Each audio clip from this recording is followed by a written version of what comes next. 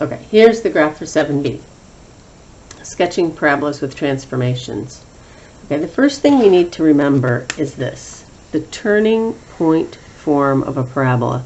I reckon we've seen that in a problem or two that we've done, but it's a situation where I'm going to have, maybe y equals 2 times x plus 1 squared minus 3, something like that. Okay, so these things, the a and the h and the k, are all just numbers, and I still have an x and a y in there. Okay, the a dilates the graph. It makes it narrower or wider. We just saw that in the last problem. When a was 3, it was bigger than 1, it made it narrower, and if it would have been between 0 and 1, like 1/3, it would have made it wider.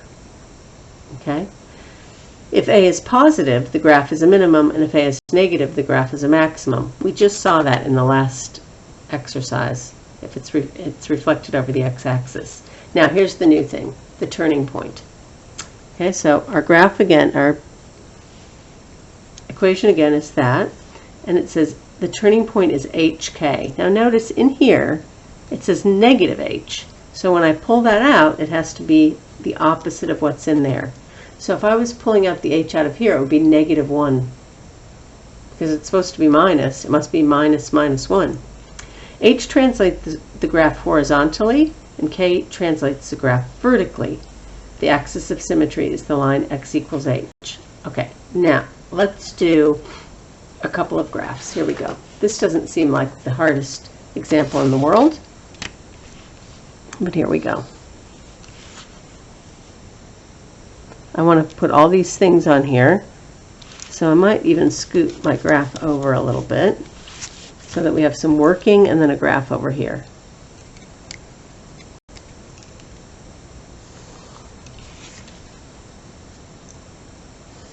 Okay, the first thing that I would find is the y-intercept. So the y-int is when x equals 0. So y equals 3 times 0 squared, which is 0. So 0, 0 is definitely on this graph. And I would find the x-intercept. Well, I've already found the x-intercepts, but I can find it. The x-int is when y equals 0. So I'd go 0 equals 3x squared. That means x squared equals 0, so x is 0. Just a little algebra. The turning point. Okay, well, if there's only one point here, and I don't have any plus and minus baloney there like that, then this is the turning point. And then I'll just put a couple points in. I'll do a little bit of this, and I might put in negative 1 and 1. I've already got my 0, 0 there, so I'll put 1 and negative 1.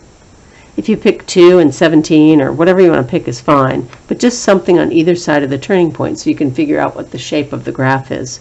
So when I put negative 1 in and square it, I get 1 and then times 3, and same here when I put 1 in. So I've got 2 points on either side of the turning point. I can draw the graph. The axis of symmetry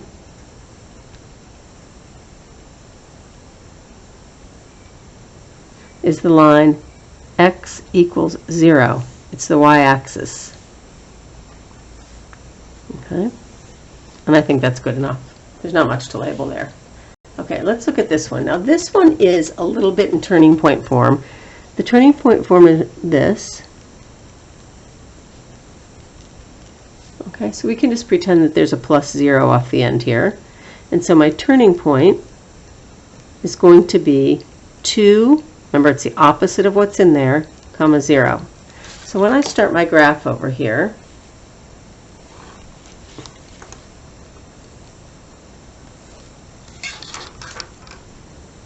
two, 0 is the turning point. So I've got that there, and I'd mark it 2, 0.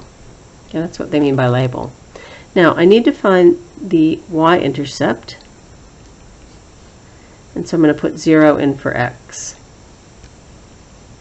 So y equals 0 minus 2 squared. That is y equals negative 2 squared, which is 4.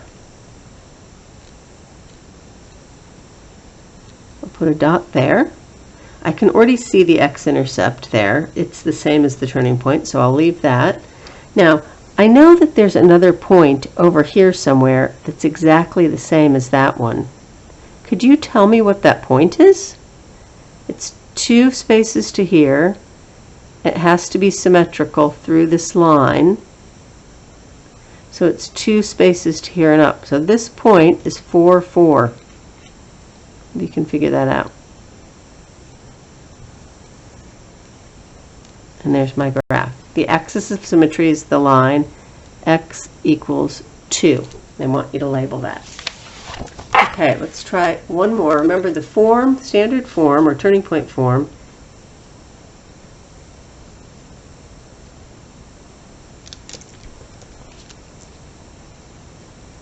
is that.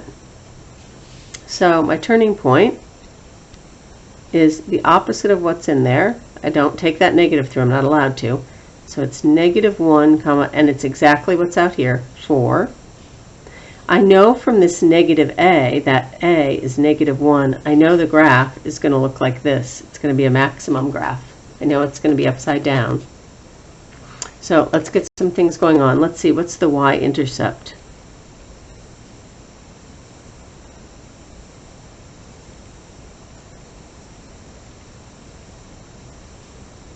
That is 1, so it's -1 plus 4, or 3.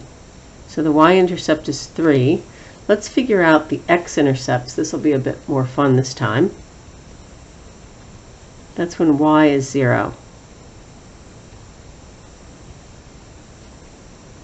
So if I take 4 to the other side,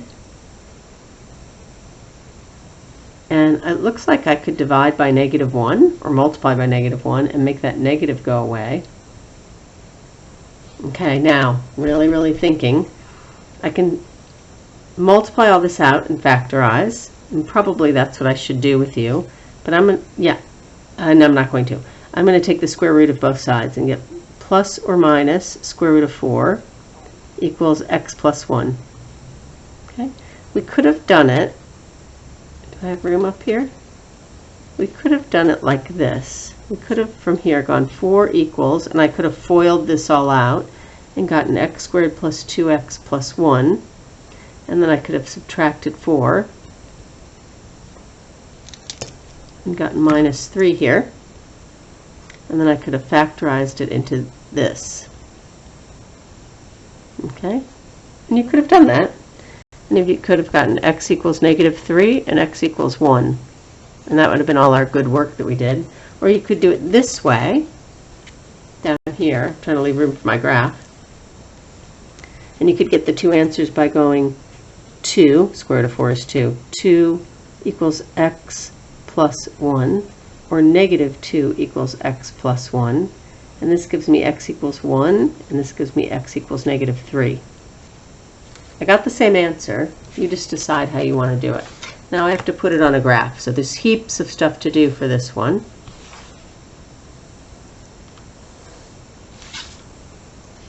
I'm going to put on, I just want to see how long I've been going. Okay, I'm going to put on my turning point, -1, 4, and I always label it -1, comma 4, and I'm going to put on my y-intercept at 3. And I'm going to put on my x-intercepts at -3, 1, 2, 3, -3, and 1. And I'm going to draw my parabola. Looks pretty good, a little bit dodgy, but it looks okay. And I'm going to put my x-intercept, my axis of symmetry, at x equals -1. I better label this as 1. I've done all my working, this or this, one or the other, and my y-intercept, and done it all. So that's great. Okay, let's determine the equation. I am going to stop this and do a new